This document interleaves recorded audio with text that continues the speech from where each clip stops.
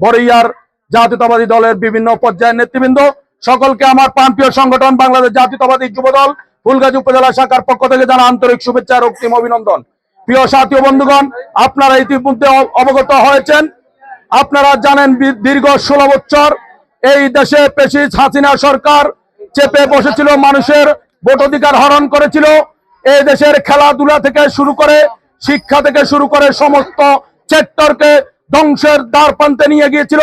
সেই থেকে 1 বছর হাসিনা পালিয়েছে, দীর্ঘ 1 বছর। এই 1 বছরের মধ্যে আমরা জাতীয়তাবাদী দলের নেতৃবৃন্দ সর্বাত্মক চেষ্টা করেছি, পাড়া মহল্লায় গ্রামগঞ্জ সহ বিভিন্ন জেলা এবং সেন্ট্রাল পর্যায়ে আমাদের এই খেলাধুলাকে, যুব সমাজকে যাতে খেলাধুলার দিকে ধাবিত করা যায়, সেই লক্ষ্যে আমরা টুর্নামেন্টগুলা ইতিমধ্যে আয়োজন করেছি। আপনারা দেখেছেন গত বছর অনেক টুর্নামেন্ট ফুলগাজীর মাটিতে হয়েছে। এবছরও ইনশাল্লাহ যদি বাংলাদেশ জাতীয়তাবাদী দল বিএনপি ক্ষমতায় আসে, আগামী দিনে আরো ভালো ভালো টুর্নামেন্ট আপনাদেরকে উপহার দেওয়া হবে।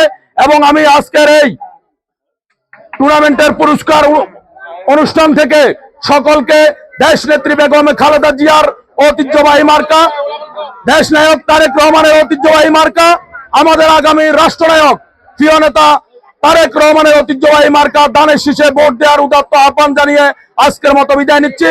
দেখা হবে রাজপথে, কথা হবে মিছিল মিটিং এ। সবাইকে ধন্যবাদ। প্রিয় নেতা রফিকুল আলম মজনু ভাই জিন্দাবাদ।